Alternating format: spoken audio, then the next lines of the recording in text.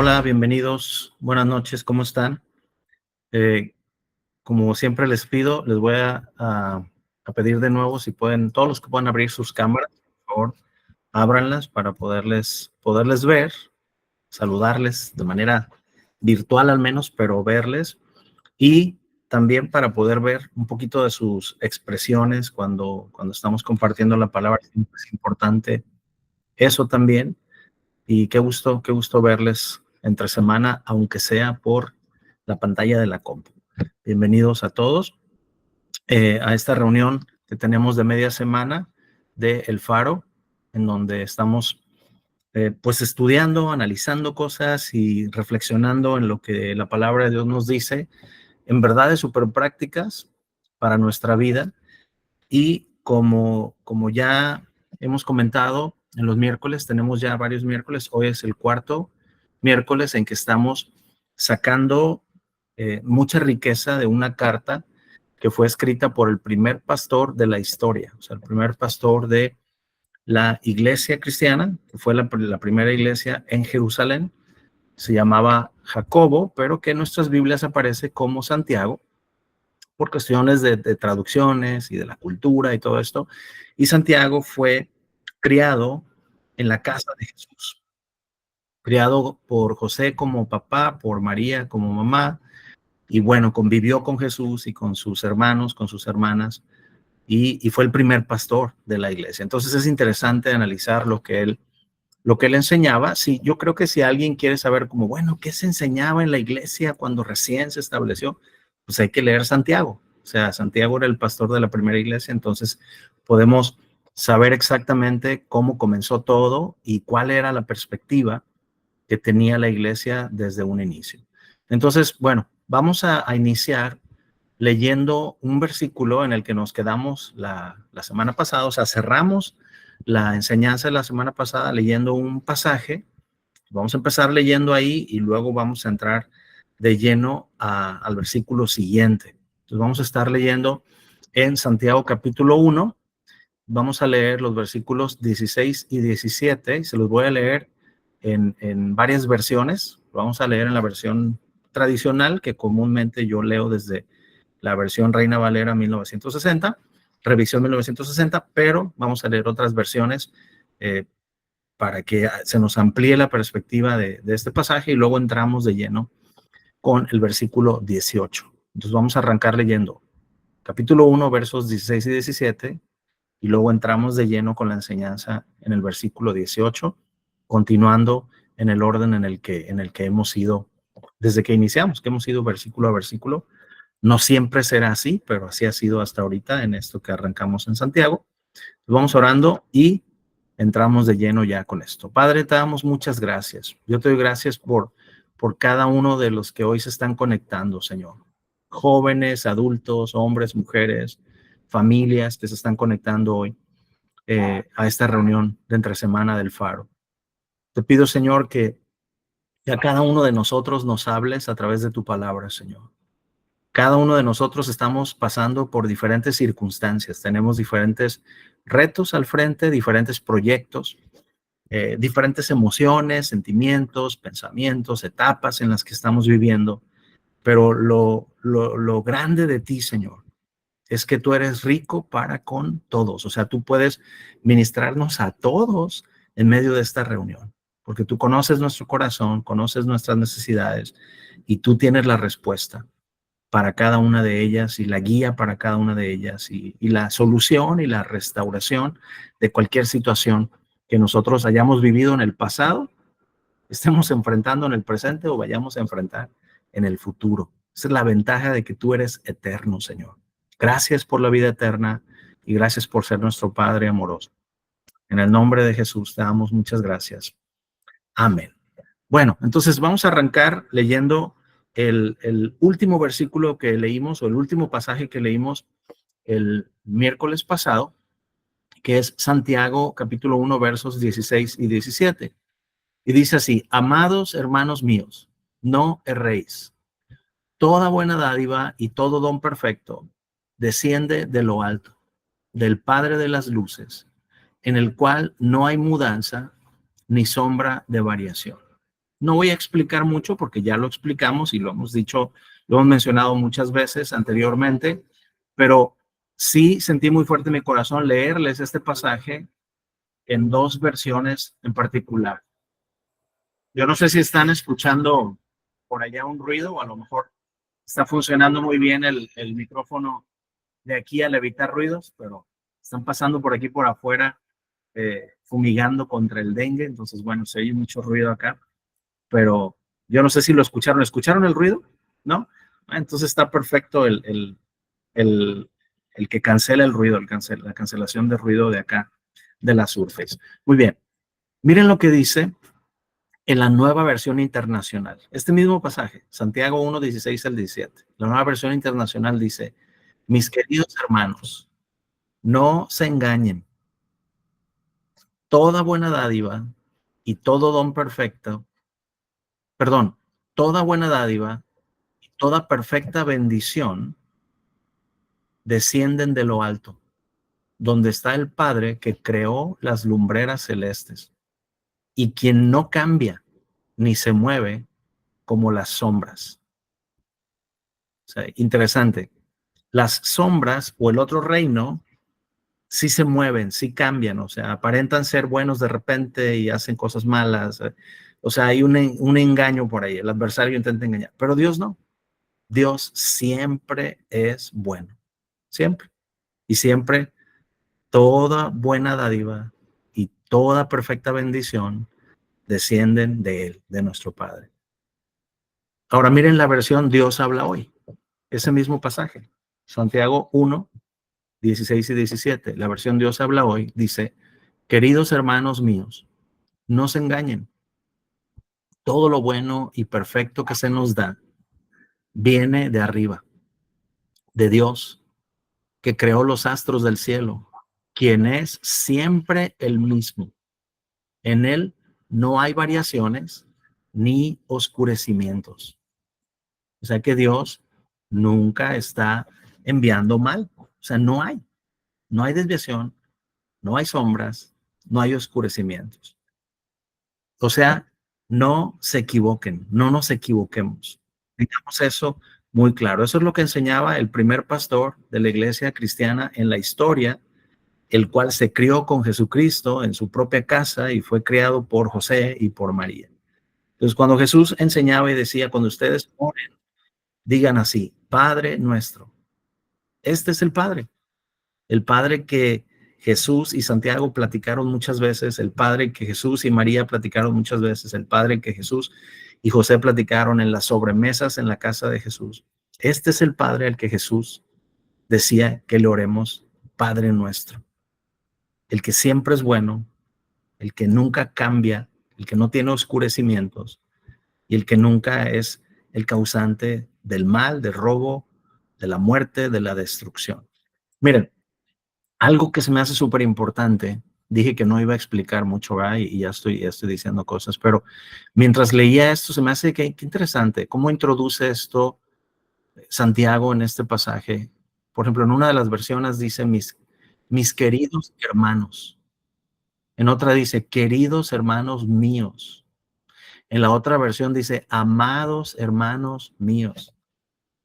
Se me hace interesante, cuando lo leí hace un momento, me impactó mucho que Santiago no se sentía más que nadie por haber sido hermano de Jesús, sino que nos escribe a todos y dice, queridos hermanos míos, o sea, ustedes también son mis hermanos, así como Jesús es mi hermano y así como Él me llamaba a mi hermano también. O sea, somos parte de una misma familia, somos hijos de un mismo Padre, ese Padre que es bueno y que es el causante de toda la bendición. Bueno, vamos a dejarlo ahí. Simplemente sentí muy fuerte en mi corazón leérselos en estas versiones para cerrar un poco lo anterior, pero para introducir lo que hablamos, lo que hablaremos y estaremos meditando el día de hoy en la palabra que estamos en Santiago capítulo 1 y verso 18. Y si tuviéramos que ponerle un tema a este pasaje que vamos a leer o a esto que vamos a hablar, pues la palabra más fuerte que viene a mi espíritu, que creo que enrola todo, que envuelve todo lo que vamos a estar hablando en cierta forma, es la palabra renacer. Renacer.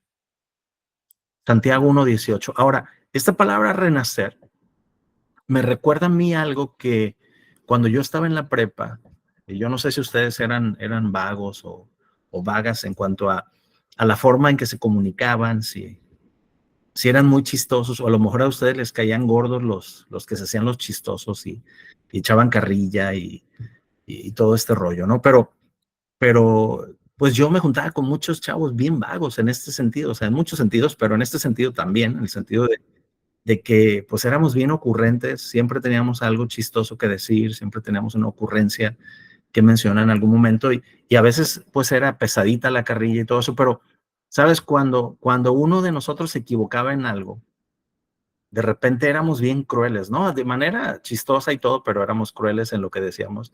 Y luego decíamos, no, hombre, ni volviendo a nacer, ¿verdad? O sea, era como una frase, no sé si a alguno de ustedes les tocó esto, pero alguna vez que yo me equivoqué, lo me decían, no, hombre, tú ni volviendo a nacer lo haces bien, ¿no? Y era como una broma.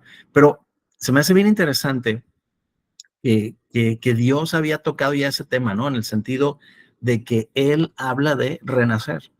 Él nos habla de un nacer de nuevo.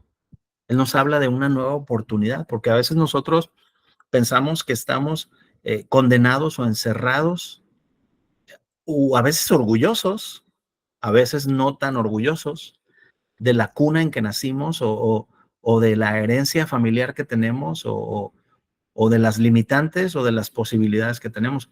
Y es muy interesante que Dios enfatiza en el renacer, o sea, de que estemos abiertos a que hay algo nuevo que Él quiere hacer en nuestra vida. Miren, Santiago capítulo 1, verso 18, dice Él. ¿Y quién es ese Él? El Padre de las luces.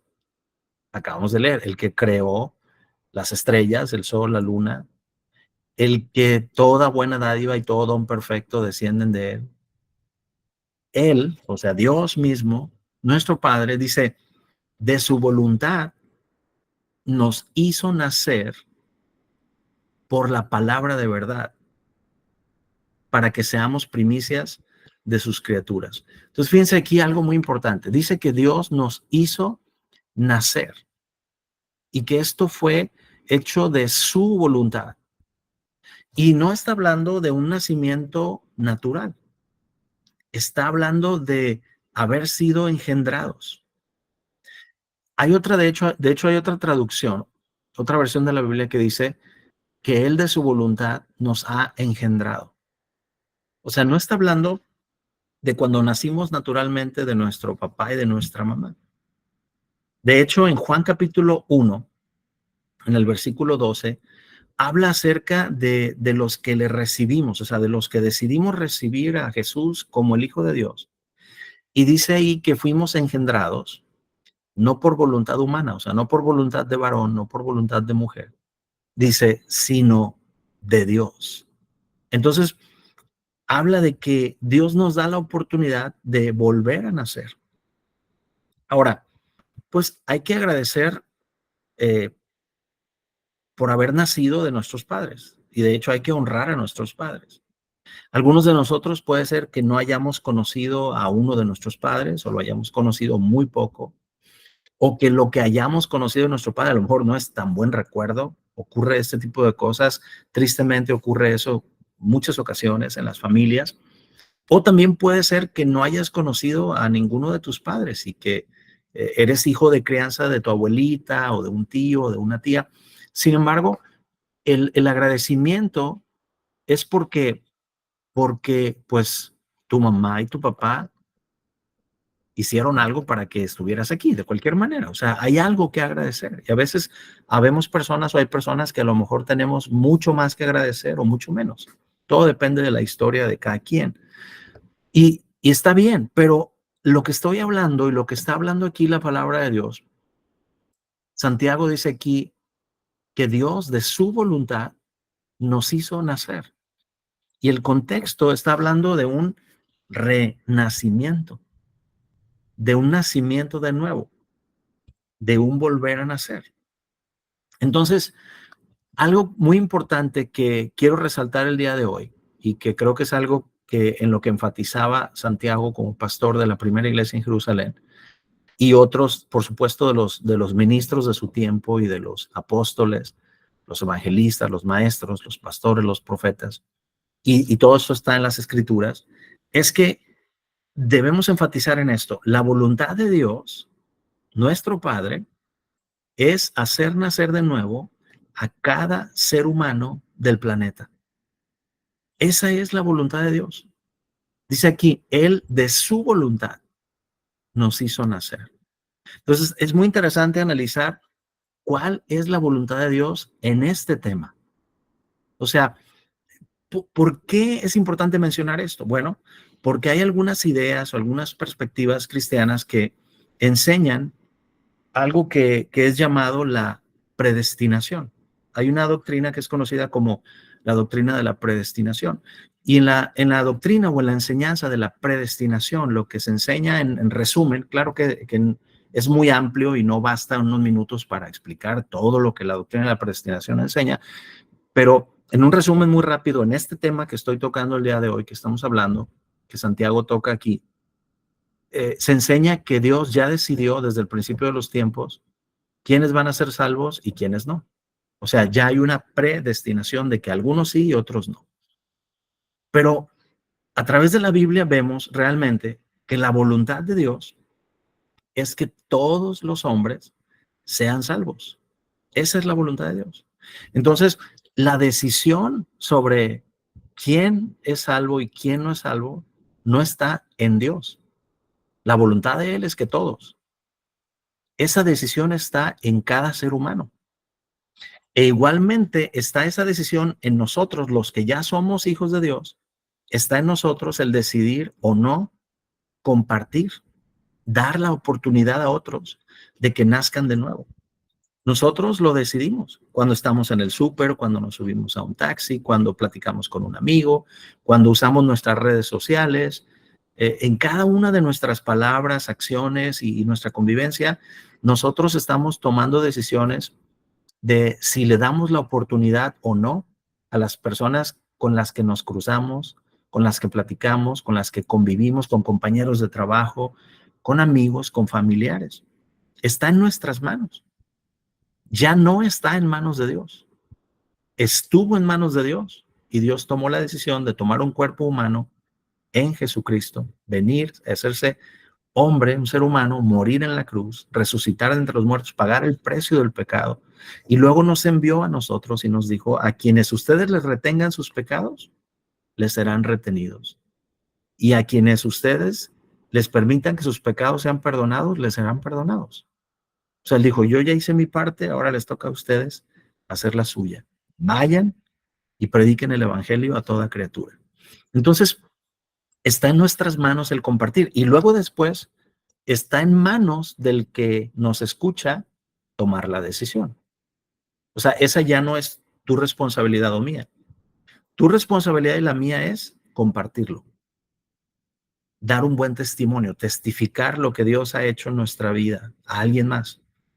El encuentro que nosotros hemos tenido con Jesús, comunicar lo que Dios ha transformado en nosotros e invitar a la persona, a las personas, a aceptar a Jesucristo como el Señor de sus vidas, como el Salvador, como el Hijo de Dios, como Dios mismo, y guiarlos en una oración para que reciban a Jesús. O sea, esta es una responsabilidad nuestra, pero al final ellos toman esa decisión.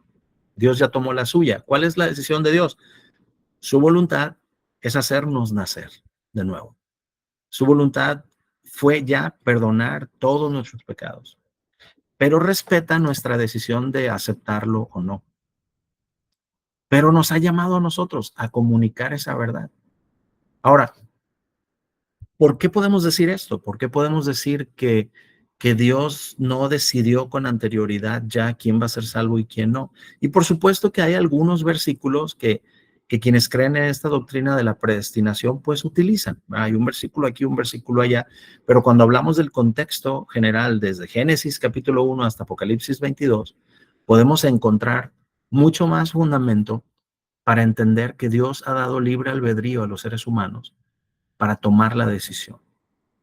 Dios nos ha predestinado a todos los seres humanos para que nazcamos de nuevo. Dios nos ha predestinado a todos, pero cada ser humano necesita aceptar o rechazar el destino que Dios ha querido para nuestras vidas. Él tiene un destino, pero nosotros lo decidimos. Cuando hablamos de la palabra destino, es importante entender que estamos mencionando el libre albedrío. O sea, cuando hablamos de destino no es de que pues va a suceder lo que va a suceder. No, va a suceder de acuerdo a tus decisiones, algo bueno o algo malo, o eternidad con Dios o no eternidad con Dios. O sea, hay un destino trazado, o por decirlo así, hay muchos destinos en nuestro futuro. Y conforme vamos tomando decisiones, nos vamos amoldando a esos destinos. Pero hay un destino específico que Dios tiene para nosotros, que es bueno, es agradable y es perfecto, porque su voluntad es así. Miren lo que escribió el apóstol Pedro en el capítulo 3 de Segunda de Pedro capítulo 3 y verso 9 dice, el Señor no retarda su promesa. Está hablando acerca de su regreso, del regreso de Jesús, porque alguien dice, oye, pero Juan escribió, he aquí yo vengo pronto, le dijo Jesús, aproximadamente en el año 90 y tantos después de Cristo. Y tú dices, ¿cómo que vengo pronto? Ya estamos en el 2024, ¿verdad? En el tiempo de Pedro ya estaban diciendo que el Señor estaba retardando su venida. O sea, hace 1900 años, 1900 y tantos años. Entonces, hoy por eso hay personas que dicen, no, pues ¿cómo? O sea, hay personas que ni están enteradas que Jesús prometió regresar. Pero hay otros que dicen, pues ya pasó mucho tiempo. Y el apóstol Pedro dice, el Señor no retarda su promesa, según algunos la tienen por tardanza. Dice, sino que es paciente para con nosotros, o sea, para con los seres humanos, no queriendo que ninguno perezca. O sea, esa es la voluntad de Dios. La voluntad de Dios es que ninguno perezca. Ese es el destino que Dios tiene para cada ser humano. Dios creó a cada ser humano para que ninguno perezca, para que todos podamos pasar la eternidad con Dios. Pero desde que Dios creó a los primeros dos seres humanos, Adán y a Eva, les dio la libertad de decisión. Les dio el libre albedrío. O sea, aquí está el árbol del conocimiento del bien y del mal, y aquí está el árbol de la vida. O sea, ustedes decidan. Hay otro pasaje en Deuteronomio donde dice, he puesto delante de ustedes la vida y la muerte, la bendición y la maldición. Y luego les dice, elijan la vida, elijan la bendición. O sea, eso es lo que Dios quiere, pero Dios nos creó como seres libres, que tomamos decisiones. Dios no es un Dios que nos obliga o nos va a forzar a pasar la eternidad con Él. ¿Sabes por qué no lo hace? Porque entonces sería contrario a su naturaleza, porque Dios es amor. Y el amor no manipula, el amor no controla, el amor da libertad. Cuando alguien verdaderamente ama, da libertad para que tome decisiones la otra persona. Dice, según algunos la tienen por tardanza, sino que es paciente, según de Pedro 3:9, para con nosotros, no queriendo que ninguno perezca. Y luego todavía para que quede más claro, dice, sino que todos procedan al arrepentimiento. Entonces, ¿cuál es la voluntad de Dios para los seres humanos?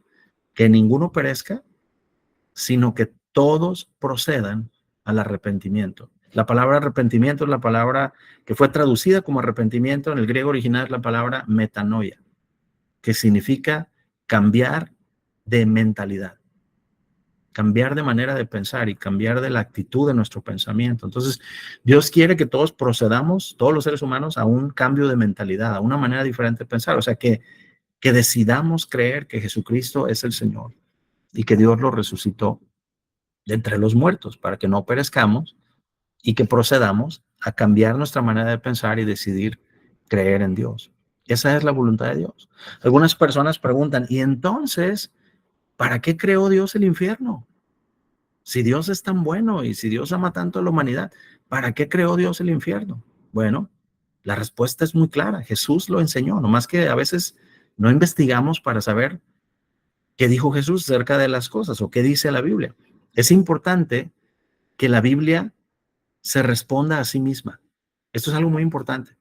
Nosotros no debemos de crear doctrinas o formas de fe, de ideas de teólogos o de ideas de personas o de ideas de abuelitos o de abuelitas o de líderes espirituales, sino de la palabra de Dios. O sea, nuestra fe debe de estar basada en lo que Dios dice en su palabra.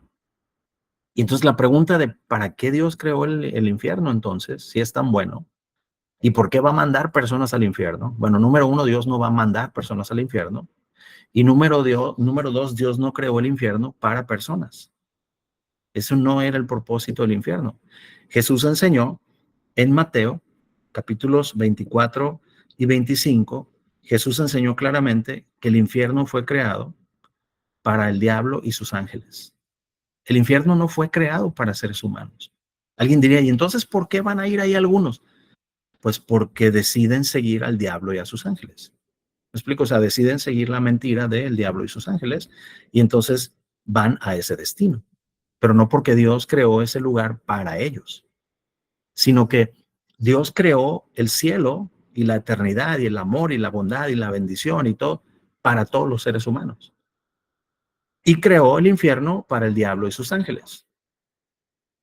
Una vez que el diablo y sus ángeles decidieron matar, robar y destruir. Entonces Dios dijo, ok, ustedes quieren vivir en un lugar donde eso pueda ocurrir, pues ok, será un lugar donde yo no estoy. Eso es el infierno, un lugar donde no está Dios, donde no hay amor, donde no hay paz, donde no hay gozo, donde no hay nada bueno, donde hay tormento porque Dios no está ahí. Y entonces dio libertad a los seres humanos para tomar la decisión de decir, ok, esto es lo que yo te ofrezco, yo quiero que estés conmigo, sin embargo, eres libre de decidir si quieres pasar la eternidad donde yo no estoy. Donde yo estoy, todo es bueno, agradable y perfecto. Yo soy amor y tengo todo lo que tú necesitas, pero no te obligo. Tú puedes decidir ir a otro lado donde yo no estoy. Puedes decidir no seguir la verdad, no seguir el camino, no seguir el destino que yo he planeado para ti. Y entonces, las personas que tomen esa decisión irán a ese destino que Dios no planeó para ellos, sino que fue creado para el diablo y sus ángeles. Entonces, esa es la forma en que realmente la Biblia explica estas cosas cuando la leemos con detenimiento y con calma. Miren, hay otro pasaje en donde escribió el apóstol Pablo.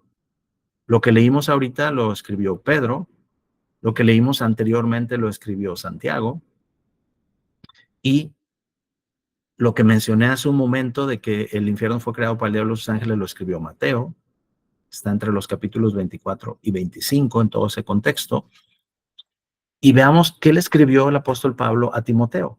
Primera Timoteo capítulo 2 y verso 4. Primera Timoteo 2, 4 dice, el cual, hablando de Dios, dice, el cual quiere que todos los hombres sean salvos. Entonces, ¿cuál es la predestinación a la que Dios nos ha predestinado? Que todos seamos salvos, que nadie perezca, que todos procedamos al arrepentimiento. Esa es la verdadera predestinación de parte de Dios para los seres humanos, pero no es un destino obligado.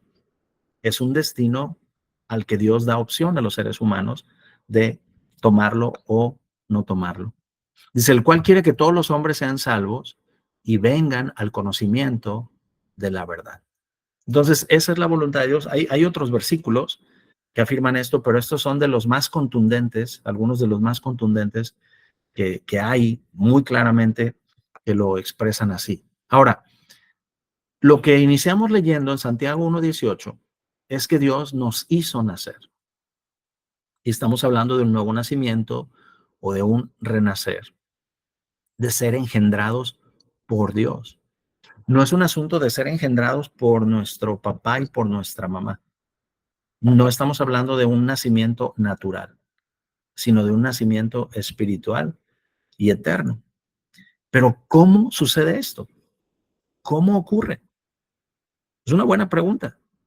De hecho, cuando Jesús enseñó acerca de este tema, estaba simplemente conversando con uno de los maestros más renombrados de Israel, de las Escrituras. Y le dijo, a este maestro le dijo, Nicodemo, así se llamaba Nicodemo, le dijo, Nicodemo, te es necesario nacer de nuevo.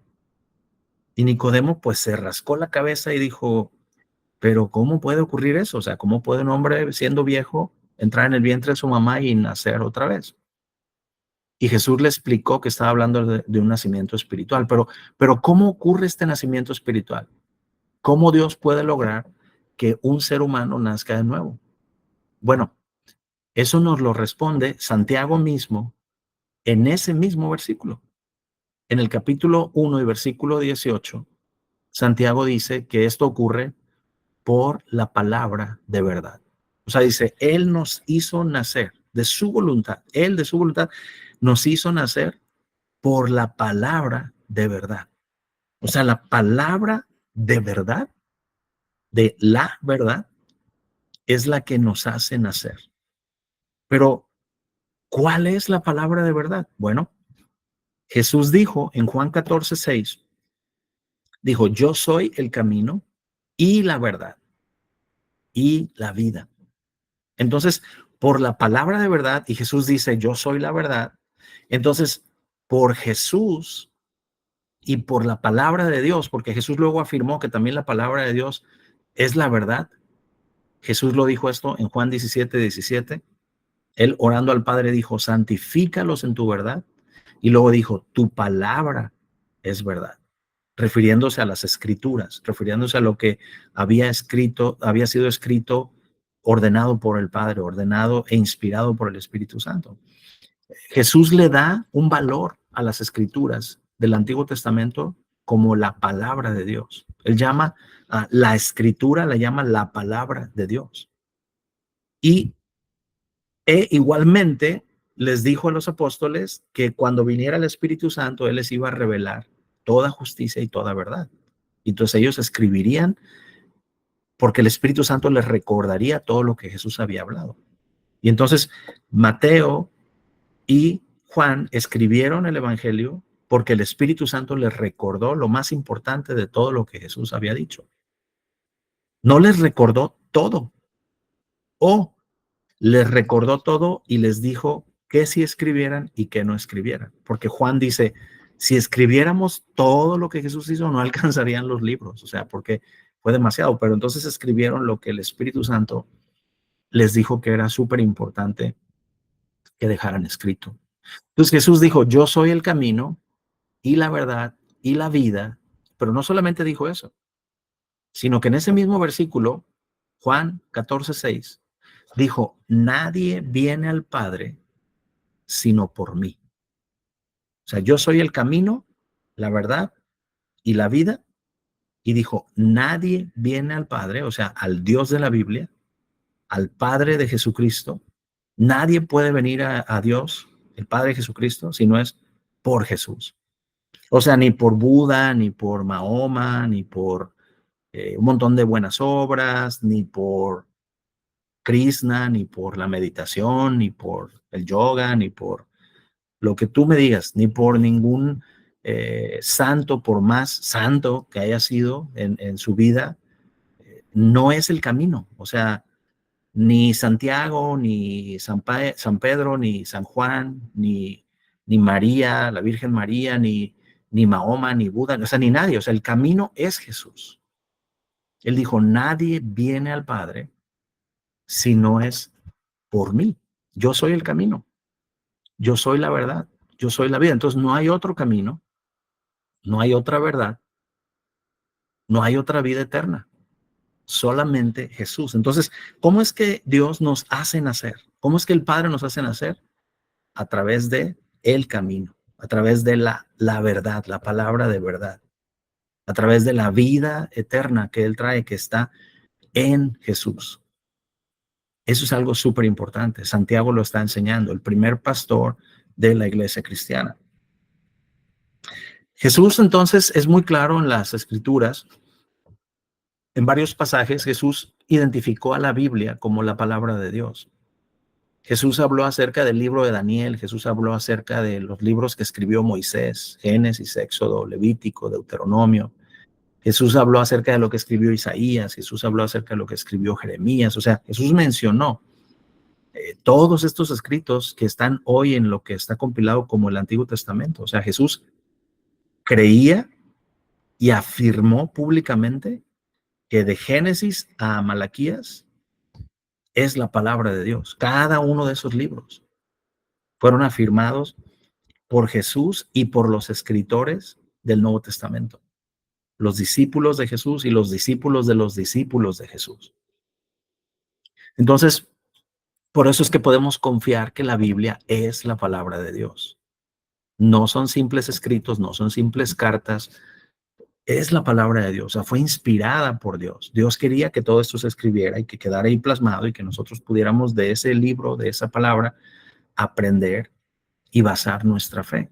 Entonces, por esa palabra de verdad es que Dios nos hizo nacer. La verdad, entonces, el camino, la vida es Jesús, es la Biblia, es la palabra de Dios. O sea, cuando hablo de la Biblia no hablo de papel y tinta, ni de dots, ¿verdad? Ni de gigabytes o megabytes en tu celular o en tu compu, sino hablo de la palabra de Dios. Claro, se usó tinta y papel para plasmada, se usan medios digitales para que podamos consultarla, pero es la palabra de Dios que fue hablada. Cuando nosotros creemos que Jesús es el Señor y que Él resucitó entre los muertos, cuando aceptamos y creemos que la Biblia es la palabra de Dios, entonces nacemos de nuevo. Pero dice que Él nos hizo renacer, ¿ok? Nos hizo nacer por la palabra de verdad. Pero aquí surge otra palabra, o sea, otra pregunta, perdón. ¿Para qué nos hizo nacer de nuevo?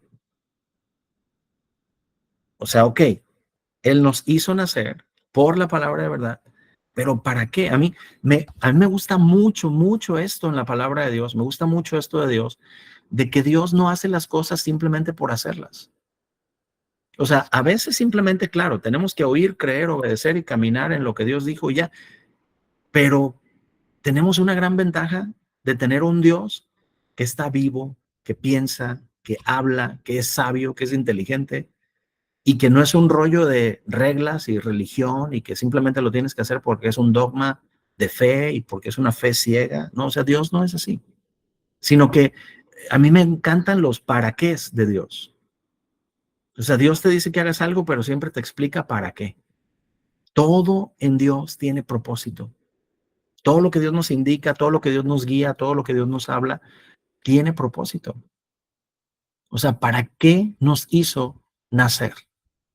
¿Para qué nos hizo nacer de nuevo? Y otra vez, Santiago nos responde en el mismo versículo. En el versículo 18, capítulo 1, verso 18 de Santiago. Es importante resaltar hoy en lo que estamos hablando que la Biblia siempre se responde. Y es importante resaltar también que no hay que simplemente leer la Biblia. O sea, sí hay que leerla, por supuesto, pero hay que leerla queriendo aprender algo que no sabemos. Hay que leerla con detenimiento, hay que leer un pasaje y volverlo a leer. Leer un versículo y volverlo a leer. Porque si leemos rápido, de repente nos surgen preguntas y no nos damos cuenta que la respuesta está ahí mismo, en lo que acabamos de leer. Entonces debemos de volver a leer y detenernos. Entonces, ¿para qué nos hizo nacer? ¿Cuál es el propósito? Ese mismo versículo 18 dice, para que seamos primicias de sus criaturas. Fíjense qué interesante. Él, de su voluntad, por su voluntad, nos hizo nacer por la palabra de verdad, pero dice, para que seamos primicias de sus criaturas. ¿Y qué es esto de primicias? Aparte de ser una de las fiestas que Dios estableció en la Pascua, panes sin levadura, primicias. O sea, ¿a qué se refiere esta palabra? Primicias. La palabra griega utilizada aquí al escribir Santiago es una palabra que significa algo que es consagrado, algo que es separado. En la fiesta de primicias tomaban eh, lo primero que habían cosechado de la cosecha de cebada y lo traían como una ofrenda a Dios. Y hacían estos panes sin levadura de esa cebada y lo traían a Dios y honraban a Dios con lo primero de la cosecha. Entonces dice aquí que Dios nos hizo nacer para que seamos primicias de sus criaturas. Entonces, para Dios, tú y yo somos el recuerdo vivo de la celebración de las primicias de todos los habitantes del planeta. O sea que Dios nos voltea a ver y ya tiene fiesta. Por eso es que la palabra de Dios dice, cuando alguien se arrepiente, cuando un pecador se arrepiente, hay fiesta en el cielo y los ángeles celebran. Cada vez que Dios ve a Jorge, cada vez que Dios ve a Kioki, cada vez que Dios ve a Oliva, cada vez que Dios ve a Luis Adolfo, cada vez que Dios nos ve, ya está celebrando. O sea, ya está de fiesta porque nosotros somos las primicias de sus criaturas. O sea, somos parte de una celebración. Cuando Él nos ve a nosotros, nos ve y dice, hay esperanza de que todos los habitantes de este planeta puedan ser salvos. Esta es mi voluntad. Lo que hice en la cruz es suficiente para, si es suficiente para redimir a Roberto Wilmer, que así como que era como que nadie creía en él, nadie pensaba que había esperanza, ni él mismo creía en sí mismo cuando tenía 17 años y pensaba que pues la vida estaba toda aburrida y que pues ni modo, así era la vida y pues había que vivirla y ya, no había nada especial y estaba todo deprimido y triste. Si Dios voltea a vernos y dice, si Luis Adolfo, si Kioki, si Jorge, si Beto, o sea, quiere decir que puedo salvar a cualquiera. ¿Verdad? Porque cada uno de nosotros nos conocemos, sabemos cómo somos, sabemos los errores que hemos cometido y estamos aquí redimidos por Dios. Volvimos a nacer por la palabra de la verdad de Dios. Y entonces Dios nos voltea a ver y dice, wow, mis primicias. O sea, yo los transformé, los cambié con mi sangre, con mi amor, con mi palabra. Entonces podemos transformar a todo el mundo. Entonces, eso es algo que Dios quiere que sepamos. O sea, que nosotros somos una celebración para Él, una celebración para el cielo, una celebración de un padre que ve a su hijo conectarse con el destino amoroso que Él ha planeado. Y significa muchas más cosas esta palabra primicias. Significa ser consagrado, significa ser parte de esta fiesta, significa que somos separados, pero no separados en el sentido de aislarnos, ¿va? O irnos a un monasterio por allá, separados, sino separados en el sentido de que no somos del montón. Ahora escucha, sí somos del montón en el sentido de que todos podemos conectarnos con Dios. O sea, estamos en ese montón, ¿verdad? Pero no somos del montón en el sentido de que ya no somos víctimas de las circunstancias. Ya no estamos hoy, de acuerdo a nuestra historia, amargados, deprimidos, entristecidos, sin esperanza. Ahora ya no somos del montón, fuimos separados, fuimos consagrados, fuimos renacidos, fuimos transformados.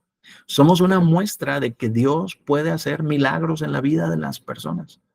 Cada uno de nosotros tenemos una historia en nuestra vida de transformación, de cambio, de una situación interna que fue transformada y luego de repente hay también manifestaciones externas. Somos las primicias, separados, consagrados, apartados. También esta palabra que se traduce como primicias aquí, habla de precedencia. No estoy hablando de procedencia, precedencia. O sea, prioridad, pues. Somos de lo primero, lo que Dios muestra que puede ser transformado y que hay una prioridad en nuestra vida. También esta palabra significa que somos especiales entre sus criaturas. También significa que somos principales. Somos personas importantes para el reino de Dios, importantes para el Padre, importantes para que las demás personas puedan conocer a Jesús a través de nuestra vida. También esta palabra primicias, en este significado en el griego y en lo que significa de acuerdo a las fiestas, también significa que podemos ser en algunas o en muchas o en pocas áreas de nuestra vida, podemos ser modelo para otros. O sea, hay lugares de donde Dios nos ha sacado, hay áreas de nuestra vida en que Él nos ha transformado, que hay personas hoy que piensan que no hay esperanza para ser transformados en esa área. Y tú eres un modelo, eres un aparador, o sea, estás en un aparador de parte de Dios, en tu trabajo, con tus vecinos, en donde sea que tú estás, hay algo que Dios ha hecho en tu vida y que ha sido cambiado y transformado, que puede ser una muestra para otros de que sí se puede. de que sí hay esperanza. Todo esto significa que somos primicias de sus criaturas. O sea, cuando dice sus criaturas se refiere a todos los seres humanos, pero cuando dice primicias se refiere a ti, se refiere a mí, se refiere a cada ser humano en este planeta que ha nacido por la palabra de verdad, por la voluntad de Dios. Cada ser humano que hemos decidido creer que la voluntad de Dios es buena, es agradable, es perfecta en Jesús y que había esperanza para nosotros y decidimos abrazar la verdad de Dios. Y entonces nos convierte esto en embajadores, en delegados por Dios para comunicar el mensaje que puede transformar las vidas de otros. Entonces, ese Dios bueno, de quien proceden toda buena dádiva, todo un perfecto, nos ha hecho nacer por la palabra de verdad para que seamos primicias de sus criaturas. Dios pone como prioridad nuestras vidas para que nosotros mostremos a otros todo lo que Él tiene para nosotros. Y miren, los consejos que da Santiago en los siguientes versículos, tenemos únicamente ya 4 minutos. Miren lo que dicen los siguientes versículos conectados con todo esto que estamos hablando. Del verso 19 en adelante, miren lo que dice. Dice, por esto, mis amados hermanos, todo hombre o todo ser humano, hombres o mujeres, pues, todo hombre, sea pronto para oír, tardo para hablar, tardo para airarse. O sea, no te molestes si algo no entiendes, más bien escucha. Conéctate con la sabiduría de Dios. Conéctate con quien todo lo bueno desciende de él. Conéctate con quien te ha hecho primicia de sus criaturas. Conéctate con quien con su palabra de verdad y por su voluntad te ha salvado, te ha arropado, te ha abrazado. Entonces no te enojes, no te aires, no te equivoques. También empezamos diciendo esto. Todo lo bueno desciende de Dios. Cuando algo no está ocurriendo, que es bueno, agradable y perfecto en nuestra vida, no te enojes. Sé pronto para oír y escucha la dirección de Dios, escucha su sabiduría. Dice el verso 20, porque la ira del hombre no obra la justicia de Dios. O sea, enojándote, molestándote, no manifestará la justicia de Dios. Más bien, alégrate, agradece, escucha, oye lo que Dios está diciendo acerca de ti. Y entonces la justicia de Dios se manifiesta en tu vida y en la mía. El verso 21 dice, por lo cual, desechando toda inmundicia, o sea, todo lo que está en el mundo, o todo lo que no es limpio y bueno, agradable y perfecto de parte de Dios, dice, desechando toda inmundicia y abundancia de malicia, no debemos de ser maliciosos, no debemos de ser mal pensados, no debemos de tener esta actitud de desconfianza hacia todo el mundo y hacia Dios y hacia nosotros mismos. Entonces hay que desechar la inmundicia, hay que desechar la abundancia de malicia. Y luego nos dice cuál es la actitud que debemos tener. Reciban con mansedumbre la palabra implantada. Necesitamos ser mansos, necesitamos ser enseñables, necesitamos tener mansedumbre hacia Dios y hacia su palabra y permitir que su palabra sea implantada en nuestro corazón, en nuestra mente. Reciban la palabra implantada, dice, la cual puede salvar vuestras almas.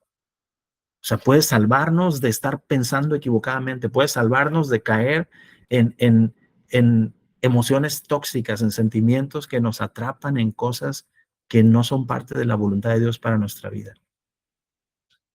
Puede salvar nuestras almas, la palabra implantada en nuestra vida. Y luego dice el verso 22, o sea, óiganlo, ok.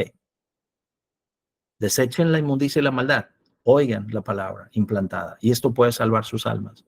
Pero luego dice el verso 22, pero sean hacedores de la palabra. O sea, óigala y luego obedézcanla.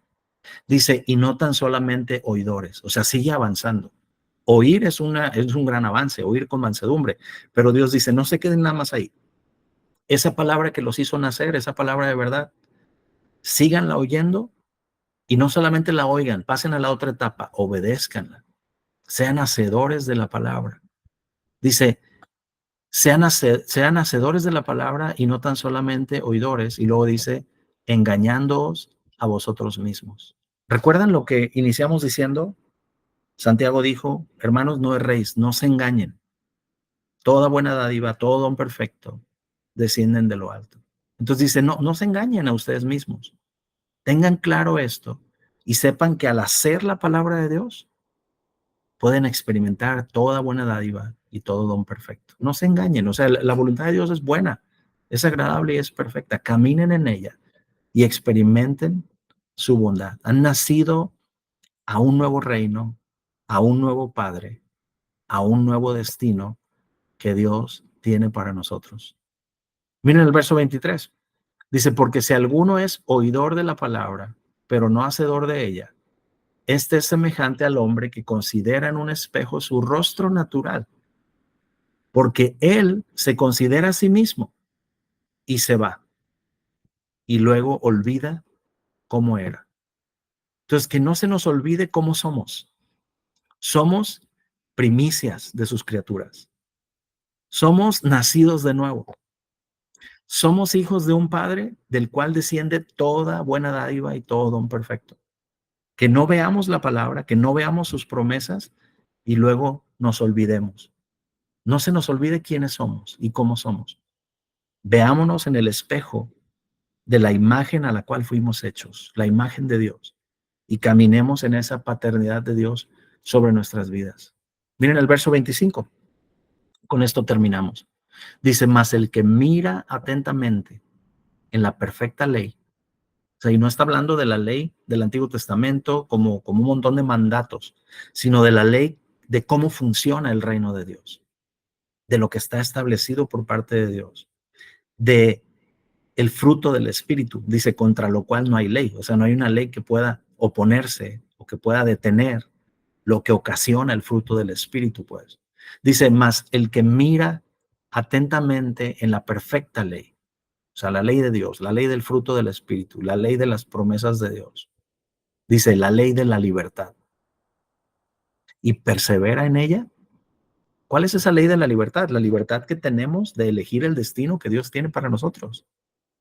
La libertad de no estar presos, engañándonos, pensando que el enemigo es el que, o sea, engañándonos pensando que lo que hace el enemigo lo causa Dios. O sea, necesitamos tener claro quién es nuestro Padre, cómo es nuestro Padre, y que fuimos hechos a su imagen y semejanza.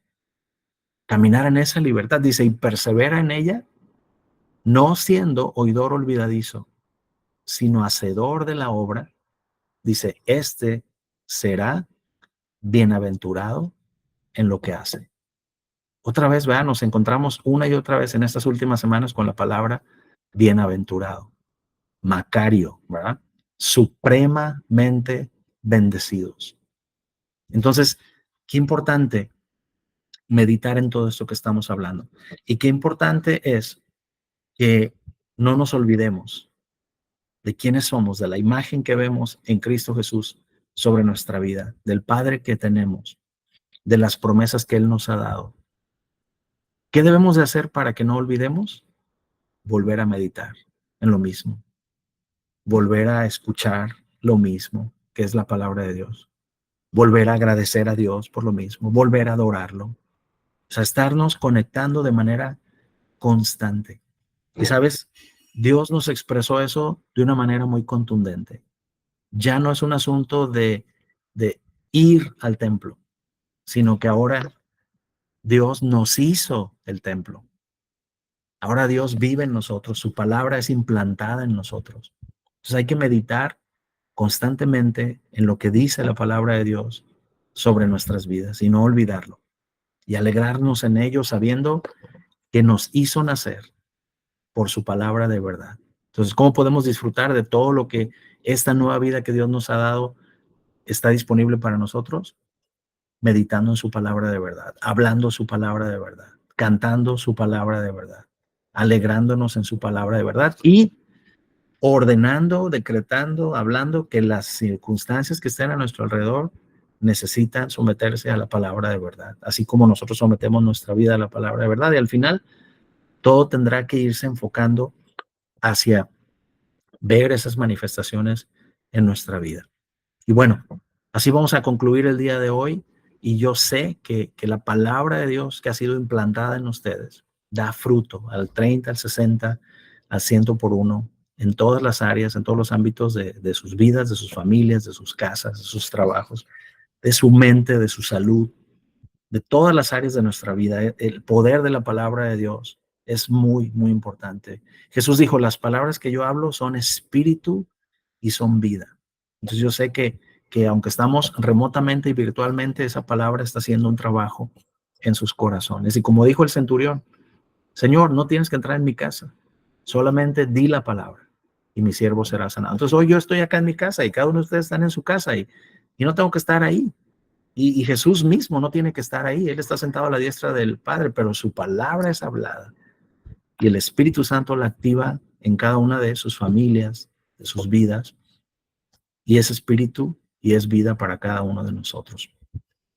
Nos vemos el domingo. El domingo hay algo muy, muy especial que voy a compartir con ustedes. Bueno, es una enseñanza, pero de hecho, bueno, no les voy a decir nada. Simplemente va a estar muy padre, ¿no?